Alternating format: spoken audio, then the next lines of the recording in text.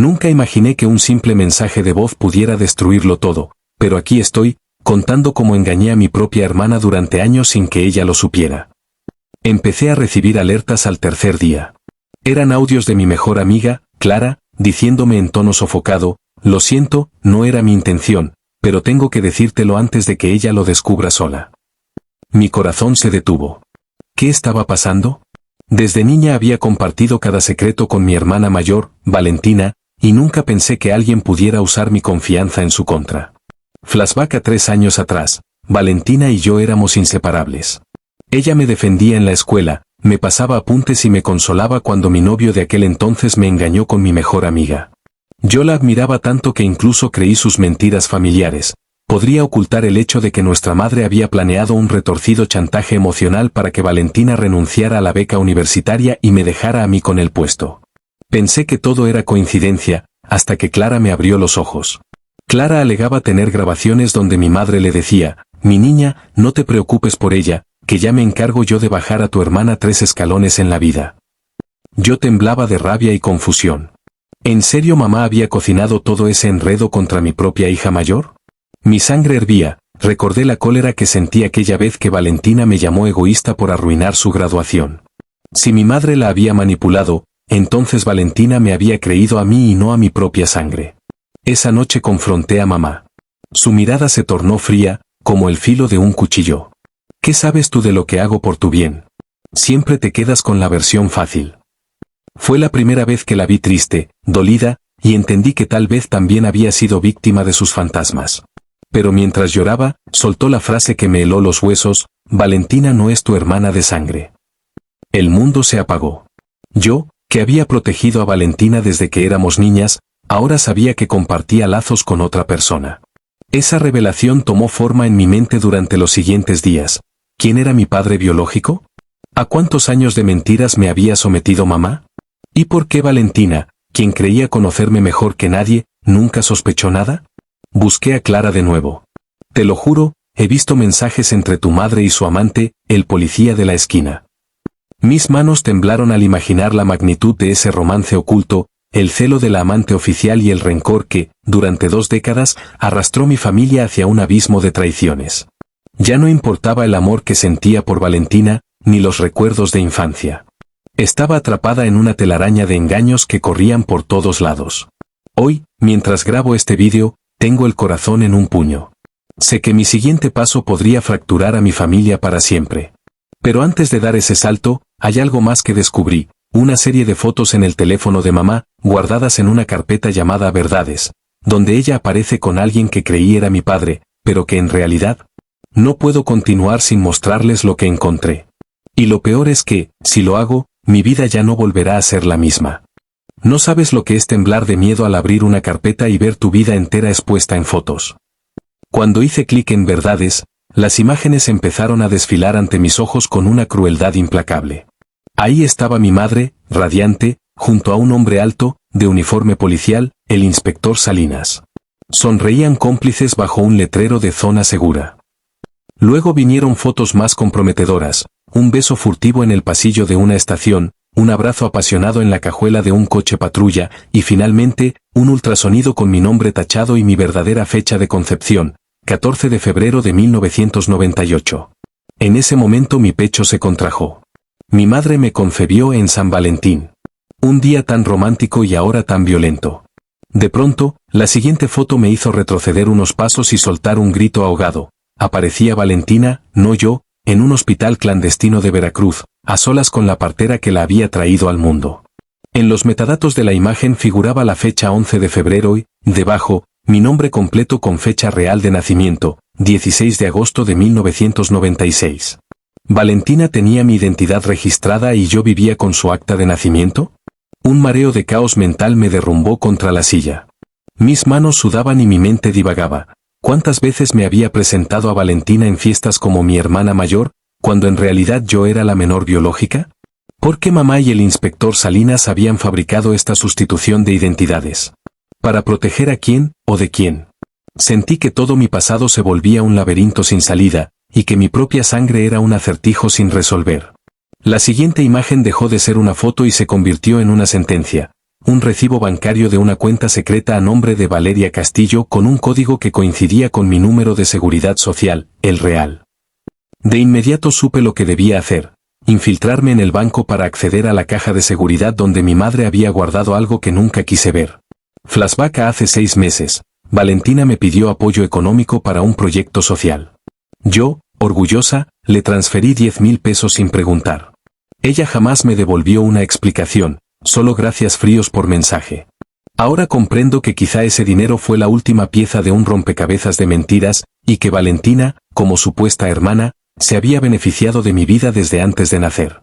Decidida, esa noche me colé en la sucursal a la que mamá llevaba sus trámites. Me oculté en una oficina clausurada, bajo papeles y carpetas olvidadas. Sentía el olor a tinta fresca y a traición. Pero entonces escuché pasos. Era el vigilante nocturno, arrastrando su silla con las ruedas chirriando como cuchillas. Mi corazón latía tan fuerte que temí que me delatara. Guardé la memoria USB con las fotos en mi bolsillo y respiré hondo. Solo me faltaba abrir la caja de seguridad. El vigilante pasó de largo y llegué al pasillo de las bóvedas. Vi la puerta metálica numerada con el 42, el número que, según mamá, era el de la suerte, y me agazapé para introducir la llave falsa que había copiado clandestinamente de su llavero.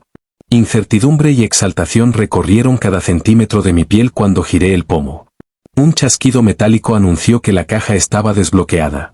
Con dedos temblorosos, extraje un sobre grande y lo abrí con cuidado. Dentro había una carta manuscrita y una fotografía amarillenta. La carta decía: para mi nieta verdadera, y en la foto, una niña de 3 años sonreía junto a una mujer desconocida. Antes de que pudiera leer la carta completa, sonó un pitido inquietante, la alarma de la bóveda. Me palidecí, instintivamente metí todo en mi mochila y busqué la salida. Pero un brazo fuerte me sujetó del hombro y una voz gruñó: ¿qué diablos crees que haces aquí? Supe, en ese instante, que todo lo que había descubierto estaba a punto de cobrar vida y que, para sobrevivir, tendría que confesar más de lo que jamás imaginé. Jamás imaginé que sentiría el aliento de la traición tan cerca, pero cuando vi los ojos del guardia nocturno clavados en mí, supe que todo había cambiado. El vigilante era el señor Gómez, un hombre de mirada cansada al que yo había visto cada mañana al salir de casa, siempre con su gorra ladeada y un cigarrillo apagado en la comisura de los labios. Su voz, grave y sorprendentemente suave, me preguntó: ¿qué diablos haces aquí, niña? Mi corazón retumbaba en mis oídos mientras la luz de su linterna se posaba sobre mi mochila, temblando ante las fotografías y la carta sellada. Flashback a hace 2 semanas. Mi madre me había dicho con voz melosa que el señor Gómez era de confianza, alguien en quien podía delegar trámites menores sin riesgo. Yo le creí, sin imaginar que esa confianza sería la soga que me atraparía. Ahora, recordando su sonrisa complaciente cuando me vio ayudarla en la sucursal, entendía que me había tendido una trampa. Señor Gómez, balbuceé, intentando aparentar calma. Vine a entregarle unos papeles de mi madre, ¿me pidió? Él ladeó la cabeza y me soltó una carcajada sombría. ¿Papeles? ¿Sí?, dijo. ¿Y por qué esos papeles pesan como plomo? Fue entonces cuando apuntó la linterna hacia mi mochila, dejando al descubierto la USB y el sobre. No me engañas. Sentí que el mundo se encogía. Todo mi valor provenía de la certeza de que aquello era la última pieza de la verdad que necesitaba. Si perdía esa carta, perdería también la llave para entender quién era realmente. Pero no podía arriesgarme a que el guardia fuera cómplice de mi propia madre. Bájate de la silla y abre la mochila, ordenó, y su tono no admitía réplica. Mis manos sudaban y mi mente corría a 1000 por hora. Vi la puerta de la bóveda a unos metros, apenas iluminada por un tenue foco rojo. Podía empujar al señor Gómez, correr y quizá salir por la puerta de servicio, o podía entregarme y esperar un milagro. En el instante en que él se acercó para revisar la mochila, el sonido de un móvil vibrando en mi bolsillo me sobresaltó. Era un audio de Clara, el tercero en menos de 1 hora. Lo reproduje con disimulo: «Corre. Él no es quien crees». La voz de mi amiga temblaba de urgencia. Clara creía saber algo sobre el señor Gómez, y su instinto de protección me impulsó a tomar una decisión temeraria. Con un movimiento inesperado, giré sobre mis rodillas, lo empujé contra el pasillo y salí disparada hacia la salida trasera. Su gruñido resonó como un león herido, pero mi adrenalina me llevó más rápido que nunca. Las escaleras metálicas crujían bajo mis pies mientras bajaba 3 pisos de golpe. Podía oír sus pasos tras de mí, el eco de sus botas retumbando como un martillazo. Flashback al día en que recogí la copia de la llave falsa. El cerrajero, un viejo amigo de mi madre, me advirtió entre susurros: «Ten cuidado, chiquilla, esto es más grande de lo que crees». Yo sonreí con falsa seguridad, convencida de que solo buscaba justicia. Ahora entendía que había subestimado el alcance de esa red de mentiras. Al llegar a la última puerta, noté que estaba medio abierta. Empujé con todas mis fuerzas y me arrojé al pasillo iluminado del estacionamiento. Al fondo, vi un coche negro esperando, motor encendido. Una silueta desenfocada dentro, con la puerta trasera abierta. Clara. Mis pies se dirigieron solos hacia ella, como si fuera mi única salvación. «Métete», gritó mi amiga al reconocerme. «Rápido». Salto al asiento trasero sin pensarlo 2 veces. El coche arrancó con chirridos de neumáticos. Mientras nos alejábamos, las luces de la sucursal quedaron atrás, como un incendio apagado. Clara agarró mi mano. «No te preocupes, ya es momento de contarte todo», susurró. «El señor Gómez no trabaja solo para tu madre». Mis ojos se abrieron de par en par. Tenía las muñecas heladas, la garganta seca, pero algo en la mirada de Clara me dijo que esto apenas comenzaba. «¿Quién es él?». Logré articular, aunque mi voz sonaba como un eco roto. Ella me miró con gravedad. «Es el encargado de proteger secretos que ni tu propia familia conoce. Y entre esos secretos, está el nombre de tu verdadero padre, y algo aún más oscuro que tu madre escondió en esta ciudad». Mi respiración se detuvo. El coche giró a la derecha y entró en un barrio que yo no reconocía, donde las farolas proyectaban sombras alargadas sobre las paredes desconchadas. Sentí un nudo en el estómago al darme cuenta de que había dejado atrás mi hogar, mi identidad, y que me dirigía a un destino tan incierto como aterrador. No sabía si estaba huyendo o avanzando hacia mi perdición, pero en aquel momento, me prometí a mí misma que descubriría toda la verdad, sin importar el precio. Porque en nuestra familia, la mentira era solo el principio. Sentí que el coche avanzaba a toda velocidad bajo la lluvia tenue, como si cada gota golpeara mi pasado y lo lavara de verdades a medio contar. Clara cruzó los brazos por encima del volante, la mirada firme. Yo me hundí en el asiento trasero, intentando recomponerme. Aquella calle, con faroles rotos y grafitis que parecían gritos, olía a humedad y a secretos olvidados. «Antes de todo», dijo Clara con voz queda, «tienes que saber quién eres de verdad. Tu padre no es el inspector Salinas.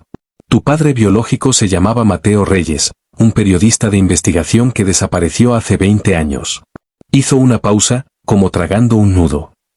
«Fue él quien descubrió la red de corrupción en esta ciudad, la misma red a la que tu madre y el señor Gómez pertenecen». Mis recuerdos se agolparon. Un hombre alto, de barba negra y ojos claros, que aparecía en viejas fotos familiares, siempre de perfil, con un sombrero de ala ancha. Lo veía de niña, en una sola instantánea donde posaba junto a mi madre frente a un televisor antiguo. Nunca supe quién era, hasta ahora. «Mamá te cambió de identidad para ocultar que eras la única heredera de la investigación de tu padre», continuó Clara. «Y el inspector Salinas no era más que un peón en el tablero. El verdadero jefe de esa red era el comisario Ortega, su amigo de la infancia y mentor dentro de la policía». Las gotas resbalaban por mi rostro, mezclándose con las lágrimas que frenéticamente trataba de contener. ¿Mi propia madre conspirando con un comisario corrupto? ¿Mi sangre conectada a un hombre que luchó por la verdad y que, según rumores, halló pruebas sobre un complot internacional de narcotráfico? Retrocedí en el recuerdo. Hace un año, en mi cumpleaños, mamá me entregó una caja de regalo. Dentro, un recorte de periódico amarillento con el titular «Muere periodista en extrañas circunstancias». En ese momento, pensé que era una metáfora macabra, un reflejo de mis miedos, pero nunca me atreví a preguntarle. Ahora entendía que ese recorte era la prueba de la muerte de Mateo Reyes. «He conseguido algo que deberías ver», dijo Clara, mientras bajaba la velocidad. «Aquí». Detuvo el coche frente a un edificio desvencijado que parecía abandonado. En la puerta, un grafiti, «Veritas». Clara descendió y abrió la guantera, sacó un USB con una etiqueta escrita a mano, «Para V». Mis iniciales. Esto lo robé del despacho de Ortega. En él está la última grabación de tu padre, antes de desaparecer, un vídeo donde revela los nombres de todos los involucrados, desde altos mandos hasta políticos locales. Tu madre lo eliminó, pero esto es un respaldo. Sentí el peso de esa memoria, Si viera ese vídeo, no solo desentrañaría la red de mentiras de mi familia, sino que pondría mi vida en grave peligro. Clara me tendió el USB con cautela. Al tomarlo, un ruido seco nos sobresaltó. Un coche negro se detuvo detrás, faros encendidos. 2 hombres bajaron, con la misma gorra de ala ancha que llevaba el comisario Ortega en las fotos que había visto en mi mente. ¿Ves por qué huimos?, susurró Clara. Ellos saben que tenemos esto. El motor del coche trasero ronroneó y uno de los hombres alzó un arma. Mi respiración se detuvo y el pulso se me fue a 1000. El USB brilló en mi mano, como una llama de esperanza o de muerte. Supe entonces que no había vuelta atrás. Con esa pequeña memoria entre mis dedos llevaba el legado de mi padre, el destino de mi madre y la condena de quienes nos perseguían. Solo me quedaba una pregunta. ¿Estaba yo dispuesta a mostrar la verdad, aunque eso significara perderlo todo? Sentí un escalofrío recorrer mi espalda cuando el coche se detuvo en ese callejón sin salida, y supe que esta noche decidiría mi destino. La lluvia había amainado y ahora el asfalto relucía como un espejo oscuro. Clara apagó el motor y señaló hacia una puerta metálica con la palabra almacén apenas visible bajo el óxido. Aquí es, susurró. Tienen un proyector viejo y cables por todos lados. Es tu única opción para ver el vídeo sin que te rastreen. Di un salto hacia la acera y doblé la rodilla, sintiendo el frío calarme hasta los huesos. A unos metros, la figura del comisario Ortega y su secuaz apuntaba el arma al cristal trasero del coche. No les importaba que el metal se resquebrajara, querían mi cabeza y el USB con las pruebas de mi padre. Cada gota de agua en mis cabellos parecía gritar «Huye o únete al aquelarre de mentiras». «Escucha», dijo Clara con voz queda, «no podemos encender una laptop, usan programas de rastreo. Solo este viejo proyector USB es indetectable. Pero para conectarlo necesitamos corriente». Su mirada se cortó cuando un faro encendió el callejón. «Apúrate». Flashback a mi infancia, yo, de pie en la sala, viendo a mi madre reorganizar los cables de aquel proyector polvoriento antes de las reuniones familiares. Decía que era para presentaciones especiales. Nunca imaginé que ahora sería mi tabla de salvación, o mi tumba. Corro bajo la lluvia y palpo la pared hasta encontrar el interruptor doblado. Lo giro con cuidado y escucho el zumbido eléctrico. Clara conecta el proyector al USB, sus manos tiemblan. En la pantalla aparece un fotograma, el rostro pálido de mi padre, mirada intensa, sosteniendo un sobremanchado de tinta roja. Luego su voz, en un eco viejo, «Si escuchas esto, hija mía, ya sabrás que el precio de la verdad es muy alto». Mis entrañas se tensan. Cada segundo parece durar una eternidad. Entonces, en la siguiente escena, mi madre aparece de espaldas, susurrando al comisario Ortega, «Destruyelo todo antes de que ella crezca». La imagen se congela, revelando la silueta de un bebé rubio en sus brazos. Antes de que pudiera dar un paso adelante, un crujido seco alertó al comisario. Una linterna apuntó al callejón y el eco de botas resonó contra las paredes. Clara apenas tuvo tiempo de apagar el proyector. El callejón se inundó de sombras y murmullos. «Allí están». Sentí el USB arder en mi bolsillo. Supe que lo siguiente sería huir de nuevo o enfrentarme cara a cara con quien me dio la vida. El pulso me retumbaba en las sienes y mi voz luchó por salir. ¿No puedo seguir huyendo? Pero antes de que pudiera reaccionar, la puerta del almacén se abrió de golpe, revelando una figura que creí perdida para siempre. Sentí un frío paralizante cuando esa silueta apareció bajo la luz mortecina del almacén. Era alguien que juré no volver a ver. La puerta rechinó un segundo antes de abrirse del todo. Allí, bajo el haz de linterna, estaba ella, mi hermana Valentina, empapada, con los ojos cargados de furia y decepción. Su figura, tan parecida a la mía, se recortaba contra la pared de ladrillos como un espejo roto. «Creí que eras tú», murmuró, dando un paso al frente. «Pero no esperaba tener que salvarte de mí misma». Mi garganta se secó. Durante años había luchado por descubrir la verdad de mi familia, sin imaginar que mi propia hermana biológica, la verdadera hija de mamá y Salinas, me observaba con esa mezcla de reproche y amor. En su mano brillaba el casco de la cámara que la grabó cuando era niña, la misma que había recogido en su bolso aquella noche de graduación para filmar un recuerdo familiar. Flashback destelló en mi memoria, la fiesta de graduación de Valentina, la música a todo volumen, y yo, en un rincón, temblando al ver a mamá susurrar al comisario Ortega que todo saldría bien. Valentina filmaba con esa cámara, riendo, sin saber que cada imagen sería testigo de una conspiración. Ahora me preguntaba qué pruebas tendría guardadas entre esos rollos de cinta vieja.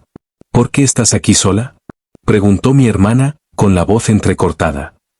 Si mamá y Clara planeaban entregarte todo sin que supieras, yo debía evitarlo. Me dijeron que destruirías la grabación de papá, y no podía permitirlo.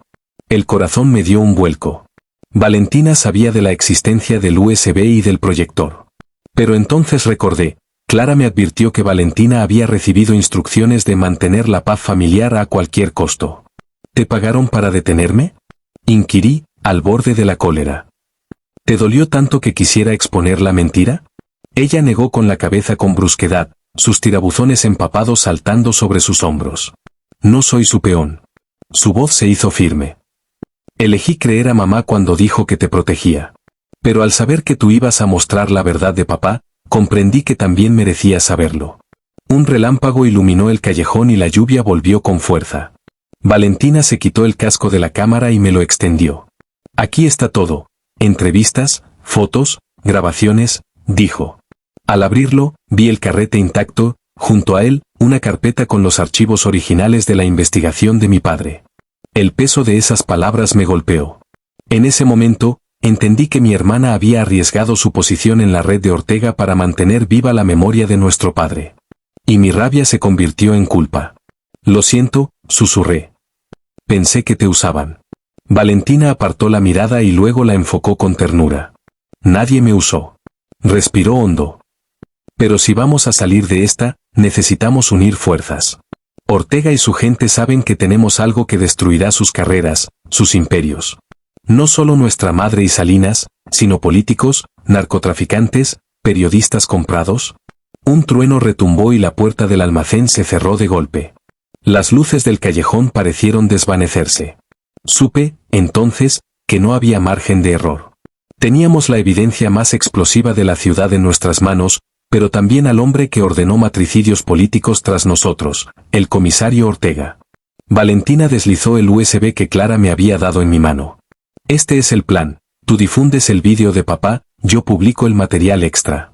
Juntas les quitaremos el poder. ¿Estás lista? Mi pulso se aceleró. El rugido de la tormenta acompañaba mis pensamientos. Podía escuchar las botas de Ortega entre los escombros, acercándose. En ese instante comprendí que revelar la verdad no solo redimiría a mi padre, sino que podría costarme la vida.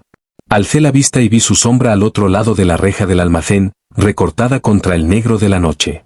Extendí el USB con determinación. Valentina asintió y, juntas, nos quedamos en aquel umbral, listas para el último acto. La puerta del almacén se destrabó de un portazo.